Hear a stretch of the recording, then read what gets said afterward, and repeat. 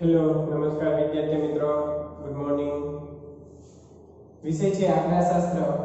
જેની અંદર આપણે 4.5 સ્વાધ્યાય સુધી કમ્પ્લીટ કર્યું તો હવે આપણે એક જ રીત બાકી હતી મિશ્ર મધ્યકની એ પહેલા આપણે દરેક સૂત્ર જે છે એ આવડવા જોઈએ ગણતરી કરતા હવે ટોટલી વસ્તુ આપણે આવડી જવી જોઈએ કારણ કે હવે છેલ્લી રીત બાકી છે મિશ્ર મધ્યકની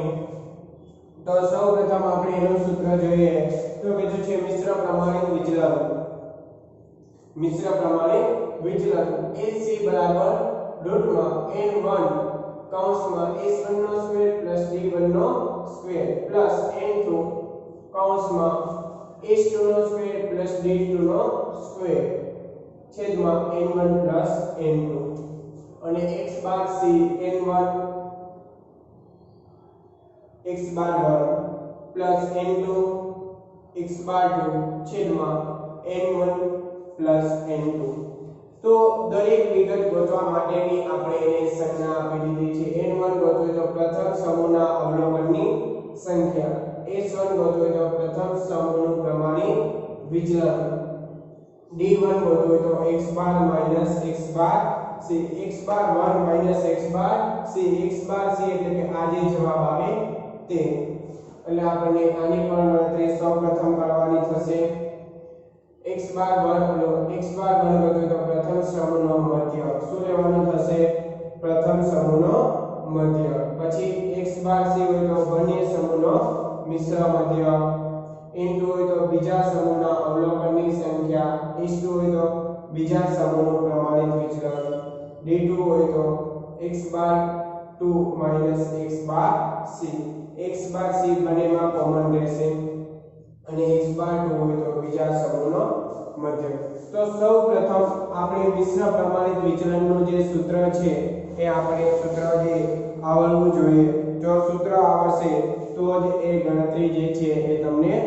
આવડશે એટલે હજી ખાસ ધ્યાન s બાર c બરાબર n1 કૌંસમાં શું થશે s1 નો સ્ક્વેર પ્લસ d1 નો સ્ક્વેર કૌંસ પૂરો પ્લસ n2 કૌંસમાં s2 નો સ્ક્વેર પ્લસ d2 નો સ્ક્વેર છેદમાં n1 પ્લસ n2 આખું ક્રમ આવશે સૂત્ર તો કે રૂટની અંદર સૂત્ર લખવામાં આવશે પછી x બાર c ગોતો હોય તો n1 x બાર 1 પ્લસ n2 x બાર 2 છેદમાં n1 પ્લસ x બાર n1 પ્લસ n2 તો આ સૂત્ર મુજબ આપણે આખી ગણતરી કરવાની થશે તો હવે આપણે અહીંયા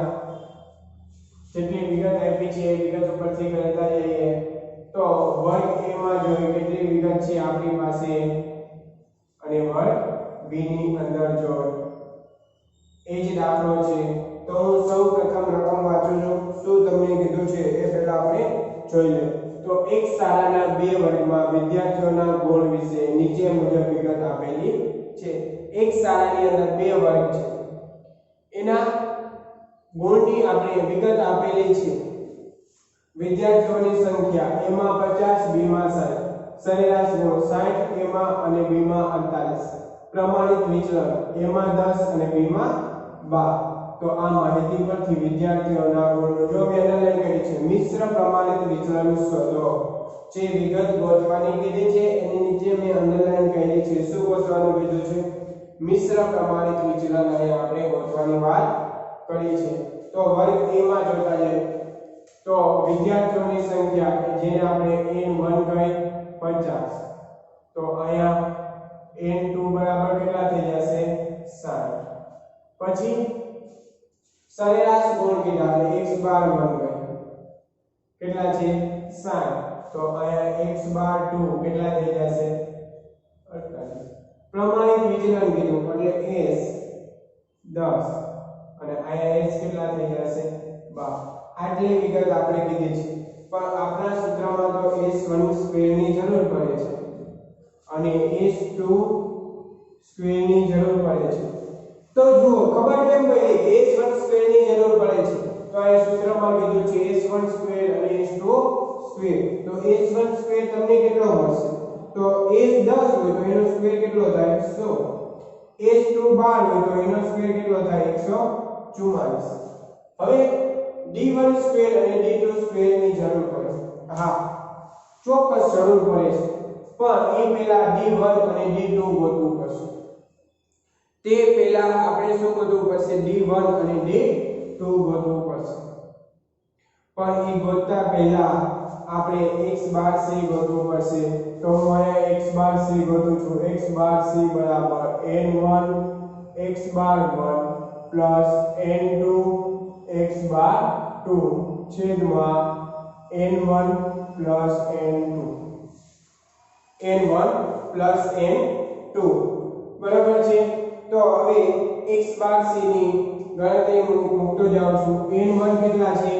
50 કેટલા છે 50 x બાર 1 60 પ્લસ n2 કેટલા છે 60 પ્લસ x બાર 2 48 છેદમાં n1 કેટલા છે 50 પ્લસ n2 કેટલા છે 60 તો આ બેનો આપણે શું કરતા છે ગુણાકાર કરતા છે તો 50 ગુણ્યા 60 કેટલા થાય 3000 કેટલા થશે 3000 પ્લસ 60 પ્લસ 48 ઓલા સોરી 60 ગુણ્યા 48 કેટલા થશે 2880 છેદમાં કેટલા થશે 110 હવે આ બેનો ટોટલ કરી નાખો કેટલો થાય 5880 છેદમાં 110 એટલે x બાર c બરાબર કેટલા પ્રાપ્ત થાય તો કે 5880 ભાગ્યા 110 53.45 કેટલા પ્રાપ્ત થયા 53.45 x બાર c આપણને પ્રાપ્ત થયા 53.45 તો હવે અહીંયા આપણે d1 તો d1 નું સૂત્ર શું હતું અને d2 નું સૂત્ર શું હતું એ પહેલા આપણે મૂકી દેવું પડે તો d1 હતો આપણે જોઈ લે તો કે x બાર 1 માઈનસ x બાર c અને આનું સૂત્ર હતું x બાર 2 માઈનસ x બાર c x બાર 1 આપણી પાસે છે 60 માઈનસ 53.45 તો જુઓ જે કેટલા આવે છે 60 માઈનસ કરો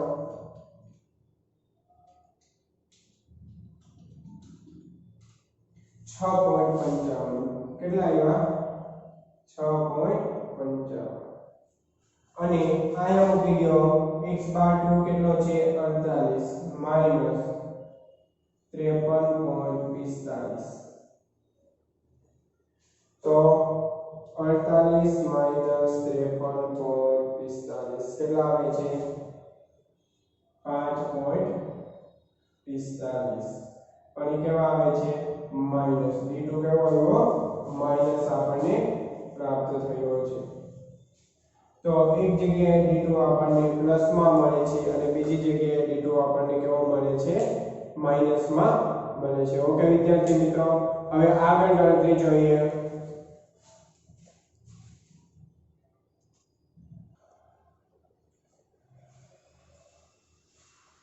હવે આપણે d1 નો સ્ક્વેર તો અહીંયા d1 આવે d1 નો સ્ક્વેર અને d2 નો સ્ક્વેર મેળવી લઈએ તો d1 નો સ્ક્વેર આવે 6.55 ગુણ્યા બરાબર ની નિશાની એટલે 42.9025 પોઈન્ટ પછી 4 આંકડા લખવા અને 5.45 ગુણ્યા અને બરાબર એટલે 29.7025 તો d1 અને d2 નો સ્ક્વેર મળી ગયો છે તો અહીંયા આપણી પાસે જેટલી વિગત મળી એટલી વિગત આપણે એને ગોતી લીધી છે હવે આપણે સૂત્ર મૂકી hc બરાબર શું સૂત્ર હતું રૂટમાં n1 કૌંસમાં s1 નો સ્ક્વેર પ્લસ d1 નો સ્ક્વેર પ્લસ n2 કૌંસમાં s2 નો સ્ક્વેર પ્લસ d2 નો સ્ક્વેર કૌંસ પૂરો છેદમાં n1 પ્લસ n2 તો આ એનું સૂત્ર હતું hc બરાબર રૂટમાં n1 प्लस x1 નો સ્ક્વેર પ્લસ d1 નો સ્ક્વેર કૌંસ પૂરો પ્લસ n2 કૌંસમાં s2 નો સ્ક્વેર પ્લસ d2 નો સ્ક્વેર છેદમાં n1 પ્લસ n2. તો આ ગણતરી આપણે જોઈ. હવે આપણે એ મુજબ કિંમત મૂકતા જાય જ્યાં ઘટે ત્યાંની ગણતરી કરી નાખશું. તો n1 કેટલો છે આપણી પાસે 50. s1 નો સ્ક્વેર કેટલો છે s1 નો સ્ક્વેર કેટલો છે 100 પ્લસ d1 નો સ્ક્વેર કેટલો છે 42.25 પ્લસ n2 કેટલા છે 60 s2 નો સ્ક્વેર 144 પ્લસ d2 નો સ્ક્વેર 29.7025 n1 50 પ્લસ n2 60. તો જો જે મુજબ સૂત્ર હતું એ સૂત્રમાં કિંમત મૂકી. હવે n1 તો n1 50 પછી s1 નો સ્ક્વેર તો s1 સ્ક્વેર 100 d1 નો સ્ક્વેર તો d1 સ્ક્વેર 42.90 પછી n2 તો n2 60 s2 નો સ્ક્વેર તો s2 નો સ્ક્વેર પછી d2 નો સ્ક્વેર તો d2 નો સ્ક્વેર n1 પ્લસ n2 તો n1 પ્લસ n2.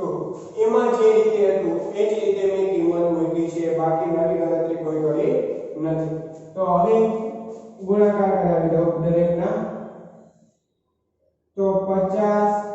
ગુણ્યા આ બેનો સરવાળો કેટલો થાય 142.90 પ્લસ 60 ગુણ્યા આ બેનો સરવાળો કેટલો થાય તો કે 144 ગુણ્યા 29.7025 સોરી 144 પ્લસ 29.7025 એટલે 173.7025 છેદમાં 50 ને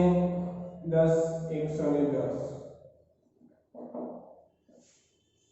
હવે આ બેનો ગુણાકાર કરી નાખો 50 ગુણ્યા 142.90 એટલે આવે 7145.125 પ્લસ 60 ગુણ્યા 173.7025 એટલે 10422.15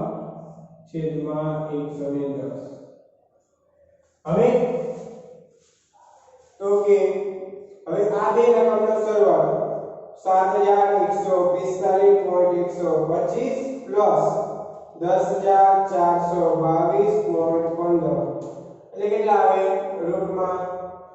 17567.275 છેદમાં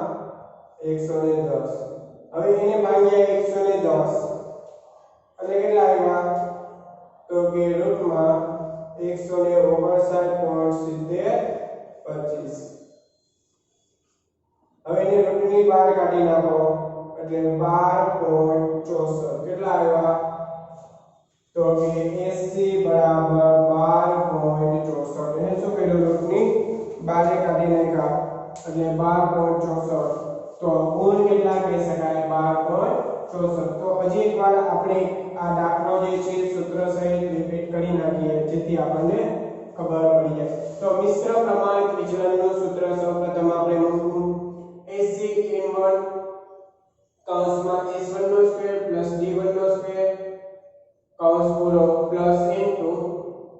કૌંસમાં s2 નો સ્ક્વેર પ્લસ d2 નો સ્ક્વેર કૌંસ પૂરો છેદમાં n1 પ્લસ n2.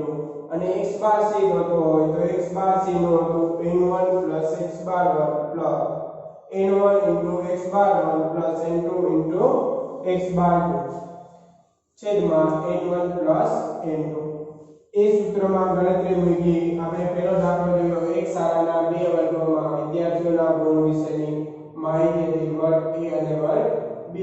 તો આપણે જેટલી જરૂર હતી દરેક વસ્તુ ગોતતા ગયા. જો a1 ની x બરાબર ની s s1 સ્ક્વેર d1 નો સ્ક્વેર જેટલી વિગતની જરૂર પડી એ આપણે વર્ગ a અને વર્ગ b પ્રમાણે ગણતરી કરી નાખીએ. પછી આપણે x બાર c નું સૂત્ર મૂક્યું n1 x બાર 1 n2 x બાર 2 છેદમાં n1 n2 એટલે x બાર c મળી ગયા. x બાર c આપણે d1 અને d2 ની ગણતરી વખતે જરૂર પડી તો આપણે એમાં પણ મૂકી દીધા. અને છેલ્લે sc નું સૂત્ર મૂક્યું રૂટમાં n1 કૌંસમાં s1 સ્ક્વેર d1 સ્ક્વેર કૌંસ પૂરો n2 કૌંસમાં s2 નો સ્ક્વેર d2 નો સ્ક્વેર છેદમાં n1 n2. અને એમાં જે જરૂર હતી એ બધા સૂત્રની અંદર કિંમત મૂકતા ગયા. આપણે એવું જ કર્યું. અહીંયા d2 લખીને પછી એનો સ્ક્વેર એવું કાંઈ નથી કર્યું. ડાયરેક્ટ જ આપણે એના સ્ક્વેર ગોતી નાખ્યા. ડાયરેક્ટ જ શું કરવાનું એના સ્ક્વેર ગોતી અને એની કિંમત જે છે એ મૂકી દેવાની છે. ઓકે વિદ્યાર્થી મિત્રો, હવે નેક્સ્ટ લેક્ચરની અંદર આપણે બીજો દાખલો એનો જોશું. પહેલો દાખલો અહીંયા કમ્પ્લીટ થાય છે. ઓકે વિદ્યાર્થી મિત્રો, સમજાઈ ગયું? આવા દાખલા ઉદાહરણમાં પણ છે અને પાછળ વિભાગ EF આપેલા છે એમાં પણ છે. એની પ્રેક્ટિસ ખાસ કરજો કારણ કે આવો દાખલો 5 માર્કની અંદર પૂછાઈ શકે એવો દાખલો છે. ઓકે વિદ્યાર્થી મિત્રો, થેન્ક યુ.